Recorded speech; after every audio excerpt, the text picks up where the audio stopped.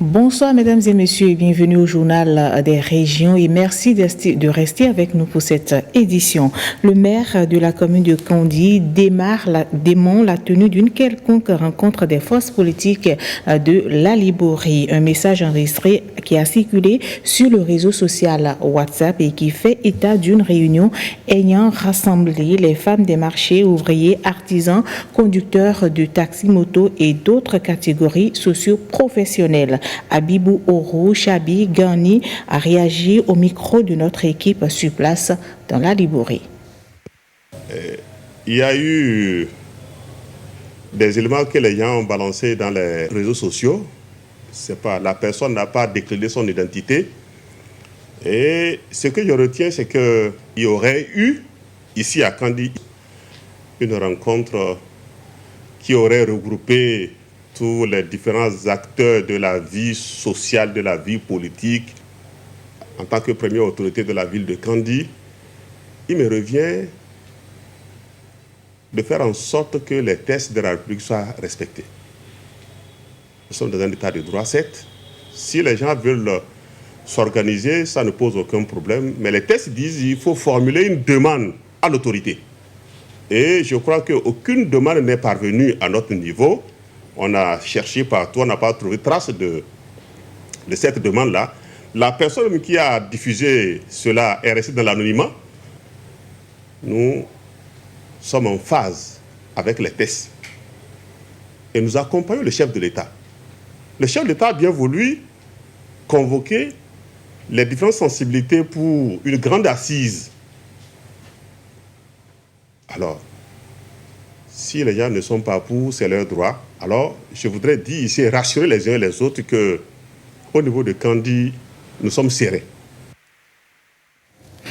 Le département des collines en conformité à la loi 97/028 du 15 janvier 1999 portant organisation de l'administration territoriale au Bénin et qui tient sa deuxième session du conseil départemental et de la rencontre qui a tenu avec les préfets qui a été effective de la majorité des membres de ce creuset qui étaient présents. On fait le point avec Boniface Kolaole Biao. La plupart des maires des 6 communes des collines et leurs 2 premiers adjoints, le représentant de l'association des parents d'élèves et le représentant de la chambre consulaire étaient tous mobilisés aux côtés du préfet du Zou qui a à charge par intérim les collines. Nous allons suivre une communication très importante sur les enjeux de la dégradation des sols. Nous allons également suivre une présentation sur le point de mise en œuvre des approches d'assainissement total. Nous allons également suivre la mise en œuvre des activités et programmes d'amélioration d'accès à l'assainissement et des pratiques d'hygiène en milieu rural. Nous aurons également suivi une présentation d'une communication sur la dissémination du plan national de développement et puis les mesures de prévention des troubles à l'ordre public par les maires. La rencontre, une fois de plus, vient consolider les connaissances des participants dans leur rôle pour le vrai développement à la base. La séance d'aujourd'hui nous a permis, n'est-ce pas, de passer en revue les recommandations formulées au cours de la session dernière. Ça nous a permis, n'est-ce pas, de voir ce que nous avons pu faire et ce que nous n'avons pas pu aborder. Ce qui nous permet, n'est-ce pas, de revoir dans quelles conditions nous devons rattraper ce qu'on a abandonné derrière. La tenue de cette session, je dois l'avouer que ça nous permet, n'est-ce pas, de nous affirmer sur le terrain. Le préfet invite les maires à surtout sensibiliser et éduquer leur population sur une utilisation judicieuse des sols pour la sauvegarde de leur intégrité pour les générations à venir. Deuxième session également de l'année 2019 du Conseil départemental de concertation et de coordination. La préfecture du Zou a satisfait à cette exigence légale. Plusieurs sujets étaient à l'ordre du jour de cette rencontre entre le préfet, les directeurs départementaux des services déconcentrés de l'État, les mairies. On fait le point avec Biao Boniface Kolaoli. Les questions relatives, entre autres, au gréguet des limites entre les communes, aux conditions à remplir pour que les communes bénéficient de l'électrification, au rôle des communes dans la sauvegarde des sols et aux dispositions pour régler les problèmes liés à la transhumance, étaient au cœur de cette rencontre. Et sur ces questions, voici l'adresse du préfet du département du Zou aux élus locaux. Nous les appelons toujours au calme pour dire que ce que l'État a fait, c'est déjà de créer les unités administratives en ce qui concerne la délimitation de leurs frontières, de leurs compétences, leur champ de compétences. Il revient toujours à l'État d'en organiser et une commission est déjà créée à cet effet et qui est en train de travailler.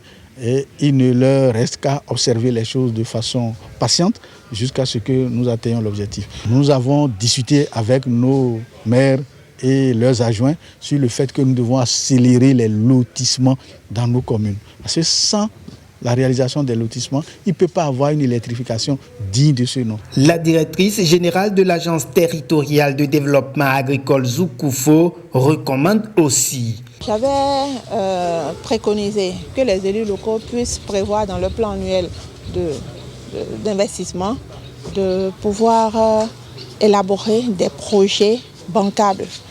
Nous avons le FADEC Agriculture et le FNDA qui peuvent accompagner des communes dans le financement de ce type de projet pour l'installation de ces espaces. J'ai préconisé également qu'ils fassent dans leur ligne budgétaire des provisions pour la réalisation des études. Les maires approuvent les recommandations et s'y engagent. L'engagement est clair que nous devons nous approprier de ces nouvelles lois. Il faut définir la zone où on peut faire l'élevage et faire pâturer les animaux, la zone où on peut faire de l'agriculture. Donc c'est tant de questions aujourd'hui et qui sont vraiment aujourd'hui de source aussi d'enrichissement de richesse pour nos communes et d'emploi pour nos communes. La lecture, l'amendement et le point du suivi des recommandations de la séance précédente n'ont pas été aussi occultés.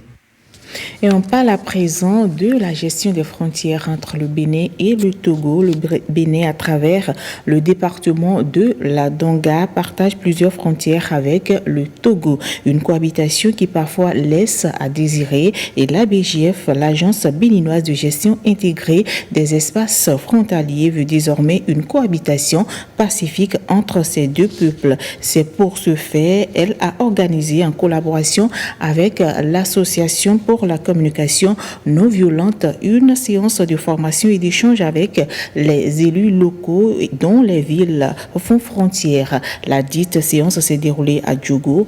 Voici le reportage de Enoch Humpati. Dans sa nouvelle approche de gestion des frontières, le Bénin, à travers l'ABGF, l'Agence béninoise de gestion intégrée des espaces frontaliers, a entrepris une série de rencontres d'échange avec les autorités du Togo. Prennent part à cette rencontre les acteurs locaux de Basila, Ouaké et Kopargo au Bénin et ceux de Tchamba, Dassoli et Bina au Togo. Un seul objectif, dynamiser la cohabitation pacifique entre ces deux peuples à travers la communication non violente. La paix durable sur nos frontières, dans nos pays, sur notre continent et dans le monde, deviendra une réalité seulement lorsque nous aurons compris que la violence n'a jamais été la solution durable, ni la réaction idéale à aucun problème humain, à aucune situation humaine. L'objectif de cet atelier est de donner des outils basés sur la communication non violente pour prévenir les conflits récurrents qui menacent la paix, la quiétude et la coexistence pacifique de nos deux peuples, du Togo et du Bénin, et par ricochet, améliorer les relations de travail entre les forces de défense et de sécurité, les collectivités territoriales et les populations pour une meilleure sécurisation des frontières.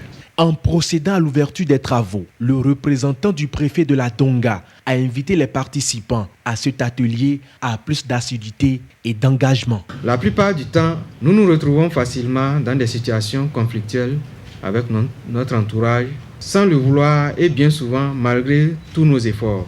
Je vous exhorte donc à saisir l'opportunité que vous offre la BGF et de faire en sorte que cette formation qui vous sera donnée soit prise au sérieux dans le cadre de la promotion de la coopération transfrontalière entre les populations sœurs du Bénin et du Togo.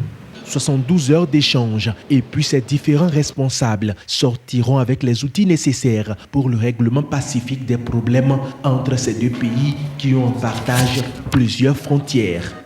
Et on en vient maintenant au collectif national des syndicats des prestataires, animateurs et disques jokers du Bénin qui a tenu son congrès constitutif ce mercredi à la Bourse du Travail. Objectif, constituer son bureau qui a désormais la tâche de défendre les intérêts de cette coopération.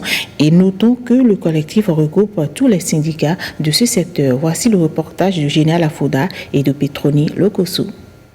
Je m'engage solennellement. Les syndicats des prestataires, animateurs et disques jokers désormais unis en un seul bloc pour une cause commune. Et c'est à la faveur d'un congrès constitutif qu'est consacrée cette nouvelle alliance dénommée Collectif national des syndicats des prestataires, animateurs et disques jokers du Bénin, CONASYPAJ Bénin.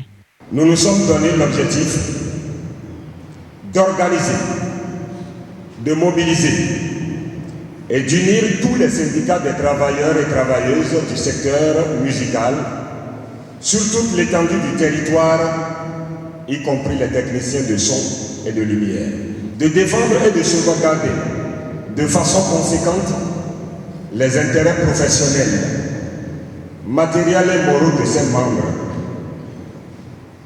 de développer et d'entretenir les relations d'amitié, de fraternité et de solidarité entre les acteurs de la musique, tant sur le plan national, régional qu'international. Le CONASYPAJ Bénin se veut donc être un outil de protection, mais aussi un creuset d'informations pour ses membres sur leurs droits et devoirs dans l'exercice de leurs activités. Vous exercez un métier qui est confronté à des problèmes. Vous êtes persécutés. Certains parmi vous persécutés à tort ou à raison par la police qui s'occupe de la lutte contre la pollution au nord. Vous êtes aussi sous la menace de Beberda qui demande les droits d'auteur. Et si vous restez divisés, vous ne pouvez pas régler les problèmes de votre corporation. D'où la nécessité de fédérer vos énergies pour ensemble affronter les problèmes auxquels vous êtes confrontés. Le bureau est composé de 15 membres élus pour un mandat de 5 ans renouvelable une seule fois. À présent, le dernier sujet de ce journal, 6 motos ont été remises ce lundi 14 octobre 2019 aux animateurs pour le développement des communautés ADC de la Liborie. Et c'est le préfet du département qui a présidé la cérémonie. Voici le compte-rendu de Yves-Patrick Loko et de Abdoulofo Idrissou. Gogounou, Segbana, Banikwara, Kandi, Malanville et Karimaman sont les 6 communes du département de la Liborie dont les animateurs pour le développement des communautés reçoivent du matériel roulant. Chaque animateur repart avec une moto équipée de casques. Qui vous souviennent que notre pays a bénéficié de la Banque mondiale d'un appui très important. En son temps, on parlait du PNDCC. Après, c'est le PSDCC. Aujourd'hui, c'est le projet Access. Et c'est par rapport, n'est-ce pas, à la démarche. C'est un projet qui s'appuie, n'est-ce pas, sur les communautés elles-mêmes. Les communautés elles-mêmes qui identifient, n'est-ce pas, les réalisations qui puissent vraiment les aider à améliorer leurs conditions de vie. Et je crois que après les précédentes phases avec PNDCC et PSDCC. Aujourd'hui, nous sommes dans le cadre du projet Access, qui est vraiment un don de la Banque mondiale. Ça veut dire que le Bénin a été un bon élève. C'est une fierté pour nous de remettre, n'est-ce pas, ces motos, parce qu'on les a engagés, n'est-ce pas, à faire en sorte que ce don-là soit répété. Ces outils de travail vont permettre une meilleure mobilité des animateurs pour le développement des communautés sur le terrain. Ce sont les populations à la base qui vont s'en sortir gagnantes. Ce matériel nous permettra d'aller à l'appui des communautés, puisque le travail à faire, c'est d'aider les communautés à relever leur niveau de vie. Donc ce matériel est venu à bon point pour l'accompagnement des communautés à la base. Et nous les aidons alors à réaliser des sous-projets par communauté. Donc on les suit et on les accompagne dans la mise en œuvre du sous-projet du début jusqu'à la fin de la réalisation. Toutes les 77 communes du Bénin sont concernées par le projet ACES. Les autres départements du Bénin bénéficient également de ces matériels. Voilà qui met un terme à ce journal. Vous avez rendez-vous tout à l'heure avec Ghislaine Adimi pour la grande édition.